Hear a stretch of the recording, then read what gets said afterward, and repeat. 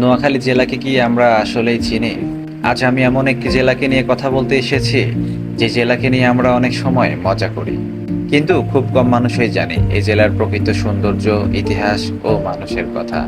আজকে আমি বলছি আমাদের প্রিয় নোয়াখালীর কথা। একটি জেলার পরিচয় কখনো কয়েকটি ভাইরাল মিম দিয়ে হয় না। একটি জেলার পরিচয় হয় তার ইতিহাস, সংস্কৃতি, মানুষের ভালোবাসা আর প্রকৃতির সৌন্দর্য দিয়ে।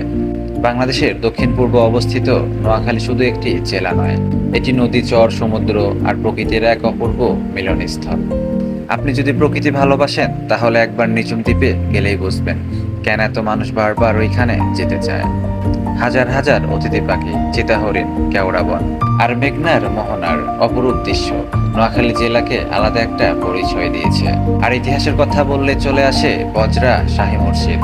শত বছরেরও বেশি পুরনো এই স্থাপনা শুধু ধর্মীয় নয়, বাংলাদেশের ঐতিহাসিক স্থাপত্যরও গুরুত্বপূর্ণ অংশ। নোয়াখালীর গুরুত্বপূর্ণ আরেকটি নাম গান্ধী আশ্রম।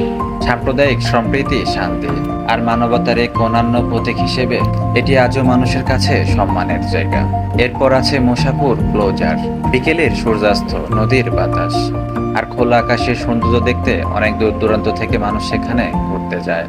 নোয়াখালী মানুষের অতিথি আপ্যায়নের কথা না বললেই নয়। একবার যদি কারো বাড়ি অতিথি হয়ে যান তাহলে বুঝতে পারবেন কেন সবাই বলে নোয়াখালীর মানুষ অতিথিকে আপনজনের মতোই আপন করে নেয়।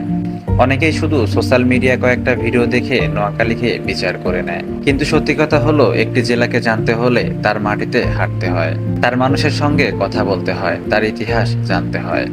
আমার বিশ্বাস বাংলাদেশের প্রতিটি জেলায় তার নিজস্ব সৌন্দর্য আছে, নোয়াখালীও তার ব্যতিক্রম নয়। আপনি যদি কখনো সুযোগ পান একদিনের জন্য হলেও ঘুরে আসুন নোয়াখালী। হয়তো ফিরে এসে আপনি বলবেন এত সুন্দর একটি জেলা আগে কেন জানতাম না। শেষে সকল নোয়াখালীর মানুষকে আমার পক্ষ থেকে আন্তরিক ভালোবাসা ও শ্রদ্ধা। আর আপনারা কমেন্টে জানাবেন নোয়াখালীর কোন জায়গাটা আপনাদের কাছে সবচেয়ে প্রিয়। আর আপনি যদি নোয়াখালীর মানুষ হন তাহলে কমেন্টে লিখবেন আমি গর্বিত, আমি নোয়াখালীর মানুষ। ভিডিওটা ভালো লাগলে লাইক, কমেন্ট আর শেয়ার করতে ভুলবেন না। আর পরবর্তীতে কোন জেলাকে নিয়ে ভিডিও দেখতে চান অবশ্যই কমেন্টে জানাবেন। তো ভিডিওটা এই পর্যন্তই। সবাই ভালো থাকবেন, সুস্থ থাকবেন। আল্লাহ হাফেজ।